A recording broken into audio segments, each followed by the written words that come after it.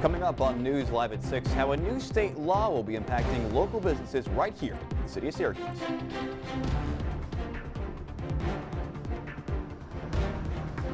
And the sun is here, but where's the warmth? All that and more coming up with weather on News Live at 6. Plus, Micron announces a $35 million deal to support Central New York infrastructure. I'll have more in just a few. This is CitrusTV News Live at 6, your campus news leader.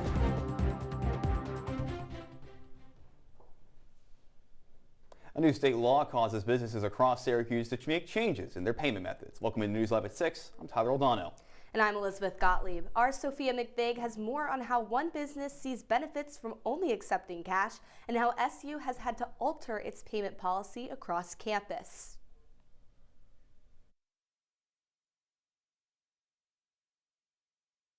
This week, New York State passed a new law mandating that all businesses accept cash. Many businesses across Syracuse have had to make changes due to this law. Mother's Cupboard, a small local diner, didn't have to change anything at all. We've been owners, it'll be 23 years, April 11th.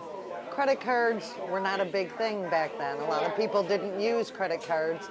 Cash was more, that's what people used.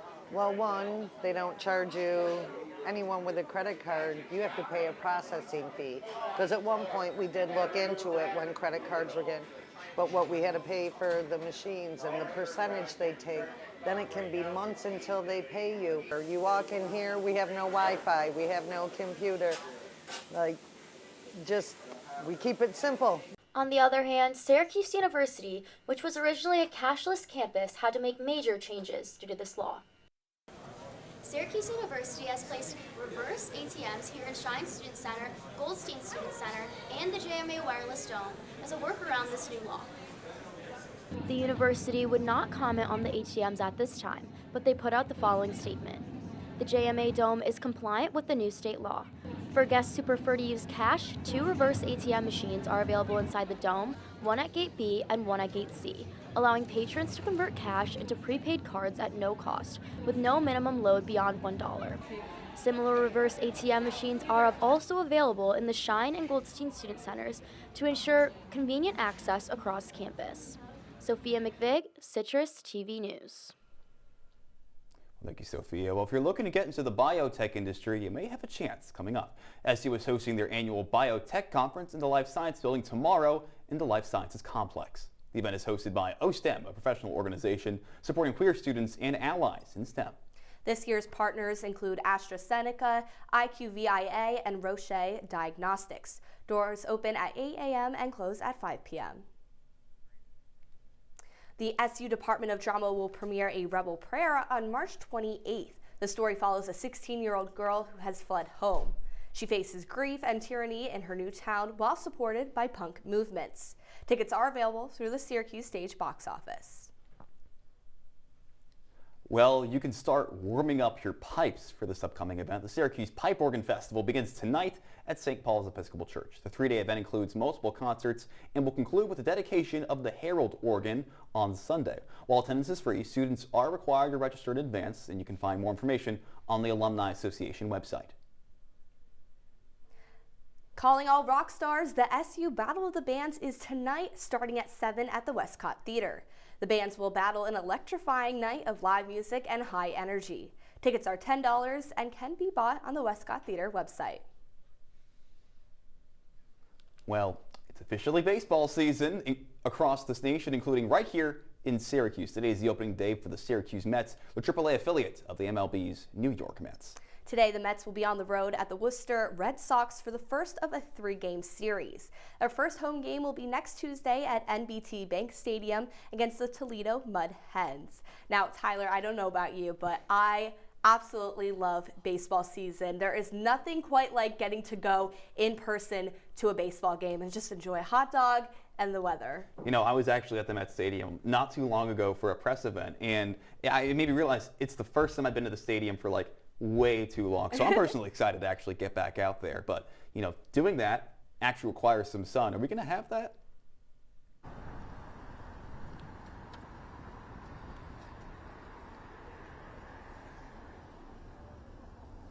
Yeah, well, today is a great day in terms of the sun for a baseball game, but not really the temperatures. It is freezing outside. For opening day next week, it might be similar to this. There might be more clouds, but we're going to transition that off with a little bit warmer temperatures. But this sun, there's not a single cloud in the sky. I haven't seen it in Syracuse like this in a very long time from our weather deck. That light from the sun is just blinding me from behind the camera. Although, you know, earlier today it was around 47-ish degrees. It got colder as the day went on. Yesterday was a little bit warmer. We had some sun, but going into next week, we should go back to our typical cloudy ways, a little bit of rain, but the temperatures will definitely be warmer than 30 degrees that it is right now. Back to you guys. Let me tell you one thing, I'm looking forward to that sun. If you're taking a drive down to the city, you may see something different at the intersection. The Syracuse Department of Public Works is planning to change 2 traffic signals starting next month. The meeting of the South Gettys and West Onondaga Street, as well as Grant Boulevard and Lemoyne Avenue, will now feature different traffic lights. The colors will switch from a yellow and red flashing light to a standard signal light. These changes are expected to go into effect on April 1st. A day of No Kings protest is planned to take place across New York State on Saturday. 8 protests are scheduled in central New York, and 3,000 community events are planned nationwide. This mobilization marks the 3rd No Kings protest effort, which are meant to show dissatisfaction with the current administration. New York Attorney General Letitia James announced a settlement today with 2 correctional health care providers. NAFCare and its affiliate Proactive Healthcare Medicine is expected to pay $875,000 to the state of New York. The settlement comes after an investigation concluded that NAFCare was responsible for 3 deaths at the Onondaga County Justice Center right here in Syracuse. The company was found to have no licensing to provide medical services in New York State, yet used their affiliate to provide care. Following the settlement, the company is barred from contracting to provide health services in any New York State or local correctional facility for 5 years. And the Rosamond Gifford Zoo is mourning the loss of George, a domestic bacterian camel. George passed away due to complications following dental surgery. He received around the clock care at Cornell University Hospital, with his keepers watching over him in 12-hour shifts. The zoo says George played an important role in educating the local community about global conservation. And today, Micron came forward with several announcements regarding its investments in the region, including one measure within the schools. Our Fiona McHugh is in studio to tell us more. Fiona? Thanks, guys. Today started Micron's first ever Community Week, which will include many events to celebrate opportunities that the company is creating in Central New York. This morning at Syracuse's STEAM High School, Micron's executive president April Arnzen announced several community investment grants, including $35.5 million in grants. The bulk of that loan will go toward housing in the region, while the rest goes to a bus line from downtown Syracuse to the new Clay facility. Arnzen says that this is critical to ensuring the facility's success. But it takes more than that. They have to have the access to the jobs. The skills and the training aren't enough. So transportation, housing, childcare are all critical infrastructure items needed to really capitalize on the great workforce that exists here in Central New York. Micron's Community Week provides educational resources like those at STEAM that prepare this region's students for Micron-level technologies. Arnzen says that Micron has already invested in the crucial equipment upgrades. Of course, learning is important, STEM curriculum is important, but more important is the hands-on learning so that they understand what these jobs look like and they acquire the skills necessary for the jobs. Well, today continues Micron's contributions to the region, which will be an ongoing presence from here on out. I'm Fiona McHugh, Elizabeth and Tyler, back to you guys. Thank you, Elizabeth. Well, sticking with Micron, the company and Governor Kathy Hochul announced an over $43 million investment in Central New York community. $35 million of that is coming from Micron, and the state is providing the rest, around $8.5 million. Hochul says the additional funding will help strengthen housing initiatives, develop the workforce, and create new jobs. Hochul also says this investment is one of the many efforts made to prepare the community for Micron's arrival. Well, the Onondaga County Water Authority will begin their service line inspection in the next few weeks. Starting on April 6th, a select crew of OCWA customers will have their water lines dug up and their material inspected. The authority serves over 100,000 customers, only 1% of which will be selected. Through the inspection, they'll be able to confirm exactly what material the lines are made of. Once inspection is over, the OCWA will rebury the line and grass will be replaced in a few weeks. Coming up on News Live at 6, potential relief for TSA agents, how the government is dealing with the continuing shutdown. And updates on the war in Iran, why the FBI director is getting attention. Welcome to an excellent episode of Live from Studio B.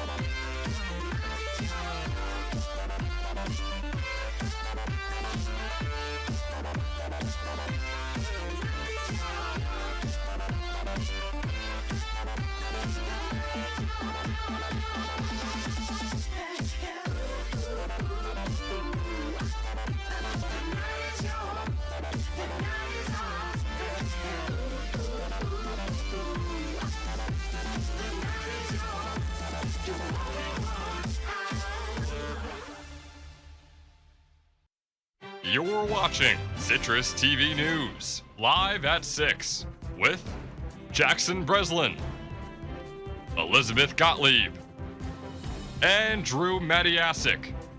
Now, your campus news leader continues. Welcome back into News Live at 6. More than 50,000 unpaid TSA workers could see some relief in the future. President Donald Trump signed an executive order this afternoon to continue paid benefits for offers despite the ongoing government shutdown.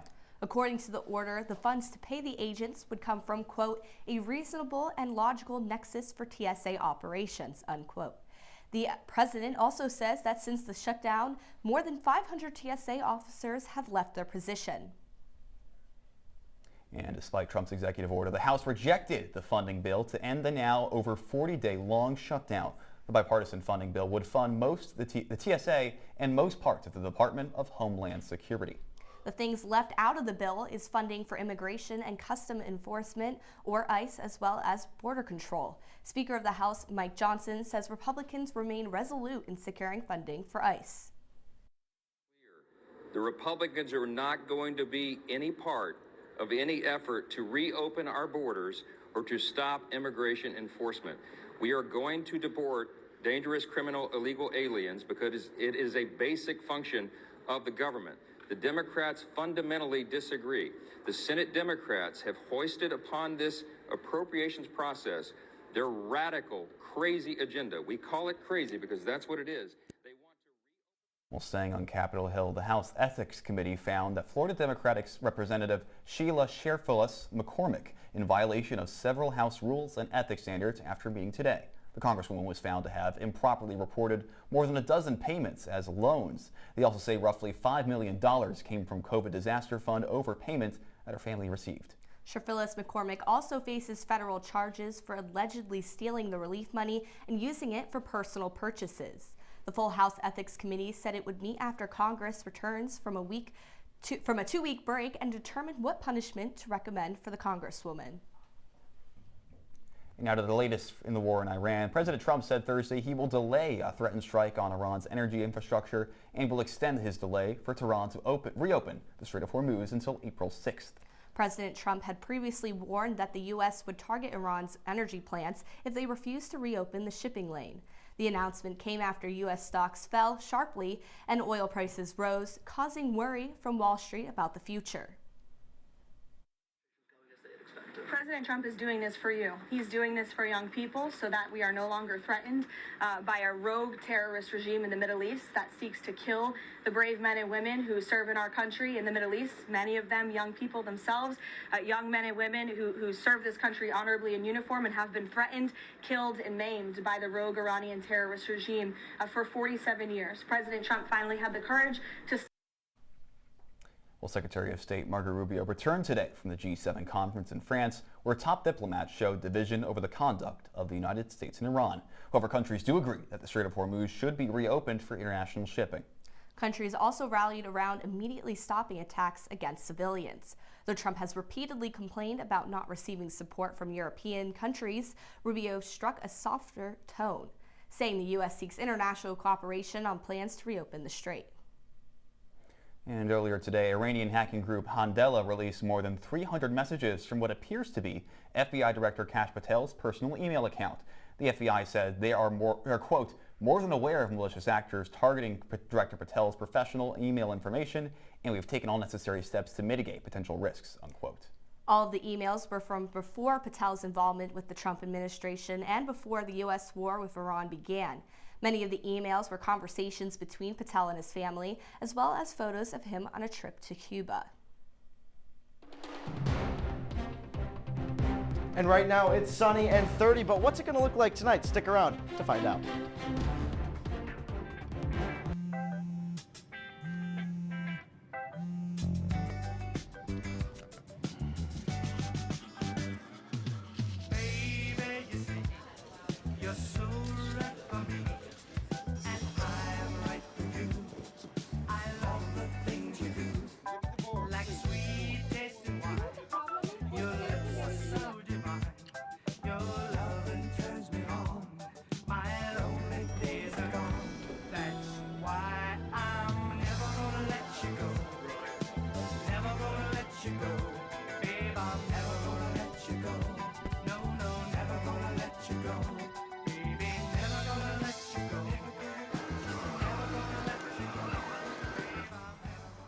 Here you go. Thank you. Thank you.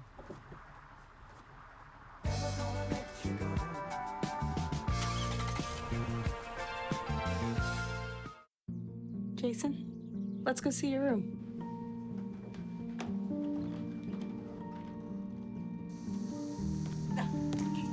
That's not right.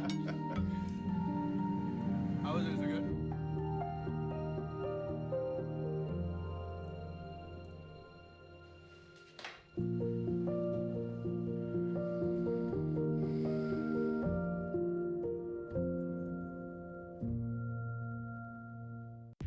From the CitrusTV Weather Center, this is SU's most accurate weather forecast. Welcome back into News Live at 6. Well, right now, if you walked outside, as you just saw a few minutes ago, it's bright and sunny out there. It's 30 degrees, feels like 25. That wind really does make it feel colder than it is. So I didn't bring a jacket to the studio today because I thought it was sunny out. I thought it was warm out. Wear that jacket because that wind makes it feel a lot colder than it actually is and what it actually looks like outside. As we go into tonight, it's going to be 25 degrees, feels around 20 degrees. Again, that wind is going to stick around for tonight, so don't think it's going to get warmer or anything.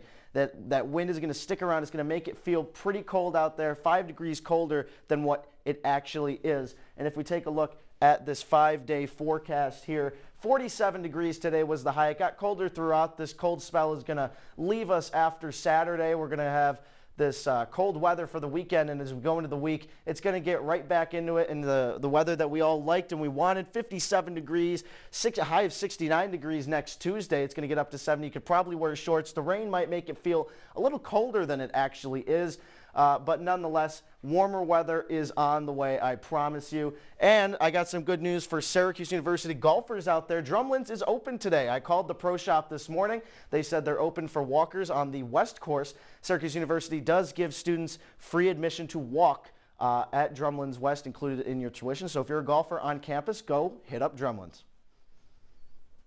I did not know that about Drumlins. It's good to know. Well, if you're looking for some space food today, Krispy Kreme announced that their brand new donut may actually fit the bill. It was inspired by the launch of the Artemis II, which will be the first crewed test flight in nearly 50 years. The new donut will be available starting March 31st with the promotion ending April 2nd. Now, Tyler, I need to know, would you ever consider going to space? You know, I was asked this question earlier today and I thought, no, why would I? Like, there's so much fun things down here on Earth. Why would I need to go up into space? Look, they don't have Krispy Kreme in space, so That's I true. would be perfectly comfortable staying here. Neither in the state of New York as well, but that's a whole different issue we can tackle. Like, I've already ranted about that News Live at 6 many times. Well, while we're going to stay here, we need to know, Adam, is there anything out of this world happening in sports?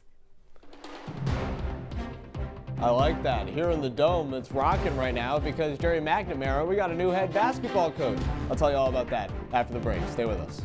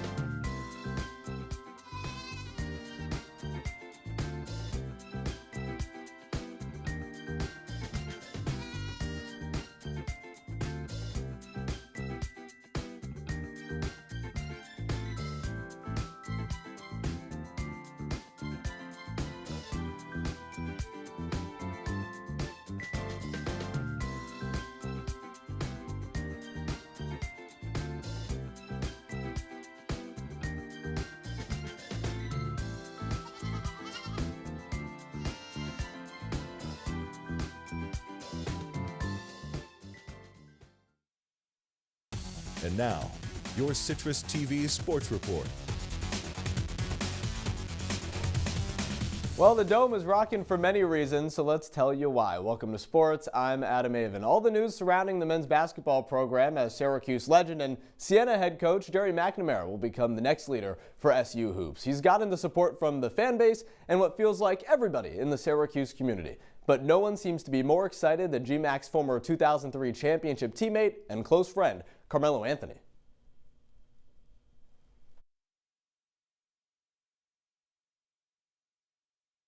In the shot that we were going to play for you, Carmelo talked about how excited he is that Jerry McNamara would be the next head coach of the Orange because Kyan Anthony, Carmelo's son, is currently on the team. So Jerry, the SU legend who has his jersey in the rafters, now gets to return home to coach his former star teammate's son. It's really full circle. In that same podcast episode, Melo discussed what he believes GMAC can do for Kyan next season, really unlocking his potential as a player in his sophomore season on Monday. McNamara will be announced as the head coach of the Orange officially. Going to be a really exciting time. But before GMAC takes all that attention on Monday, lacrosse has the stage of a weekend doubleheader in the Dome tomorrow. It'll be SU women's lacrosse getting the start. And it's an early morning one, a 10 a.m. opening draw against the Pitt Panthers, a lopsided all-time series in favor of the Orange, who right now are rolling. They've won 8 straight games going up against nearly all ranked opponents, looking to make it 9 against Pitt.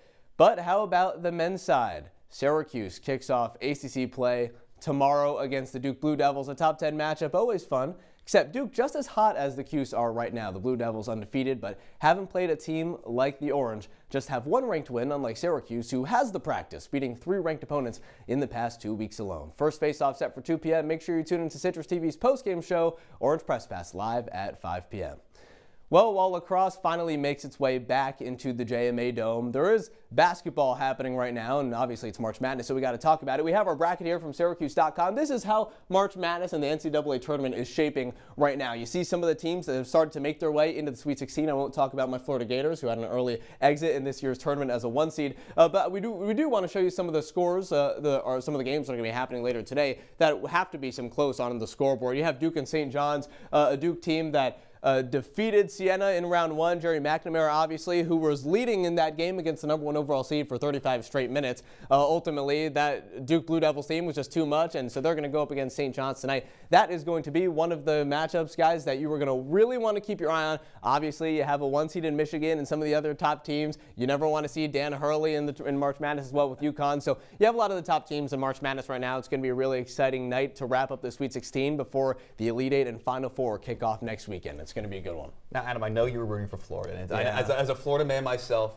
I was sad they were kicked out of it early. But out of who we have remaining, out of the survivors, who do you have picked? Well, look, honestly, I had Arizona in my national championship game with the Gators, and right now this Arizona team looks exactly like they're doing the right thing, unlike the Gators, who I thought would end up in a similar spot as a 1 seed. Arizona is the #2 overall seed in this tournament, behind Duke as well, who obviously is going to be playing tonight and is one of the best teams in the country as well. So I could see any of these top seeds who have just been so dominant all year really go all the way. Like I said, you can't take out Dan Hurley and UConn, but he is going up against the Tom Izzo-led team, one of the greatest coaches in college basketball history, leading Michigan State. So you have so many of the top coaches in college basketball right now who are still in March Madness. Houston had a really shocking early exit last night, which was quite surprising. I thought that could have been a team because they were in the same region as Florida to go all the way. But ultimately, they're no longer in the tournament. Illinois now makes it to the Elite Eight. Ultimately, though, for me, I think we're going to see an Arizona Wildcats team take home the national championship. No team on the West Coast, by the way, has won March Madness since 1997. So everything's up in the air,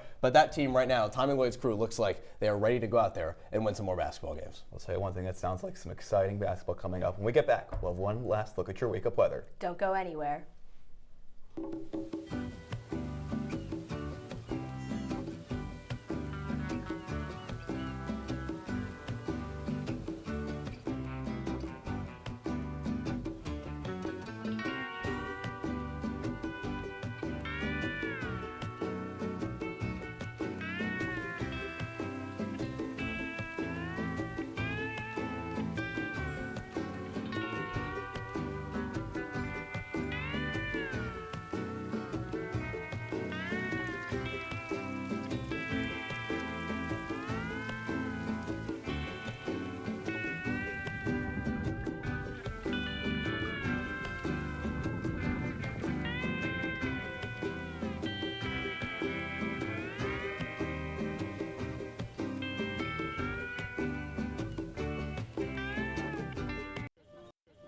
Leaving hot coals improperly extinguished can cause a wildfire. Hey guys, it's Smokey! It looks as if Smokey is going to use the drown, stir, drown and feel technique. After the first drown, a good start. Next, another drink. And finally, a close feel. Is it cool? Okay. Yeah. Hey Smokey, catch! Oh, my bad, Smokey. Only you can prevent wildfires. Welcome back into Live at 6. When you wake up in the morning, it's going to be very similar conditions to what we're seeing right now. It's going to be 22 degrees, a little light breeze, probably lighter than what we just saw outside. That's happening right now. Those gusts will come down, that sun will come out, and the temperatures, they should stay exactly pretty much the same as they were today, although it's going to be a little bit colder, and the temperatures are not going to get up nearly as high as they were earlier today. I'll tell you one thing, the sun is going to be out, and I think we're all looking forward to that too. Well, today is World Theater Day. It was created as an international holiday to celebrate the theater arts, and you know, I think with the little time we have left, we should say what our favorite shows are. What's yours? Mine is absolutely Into the Woods. I love the music. I love the script. It's very campy. If you've seen the movie, that's a lot more serious than the actual Broadway production of it, and I got to see it on the stage, so it was amazing. Ooh, nice. I have to say, Beetlejuice, love Alex Brightman, got to see it live, but speaking of live, that's all we got time now for our News Live at 6. Don't forget you can follow us on X and Instagram at CitrusTV News. Now for the entire Citrus TV News team, I'm Elizabeth Gottlieb. I'm Tyler Oldano. Have a great night, Syracuse.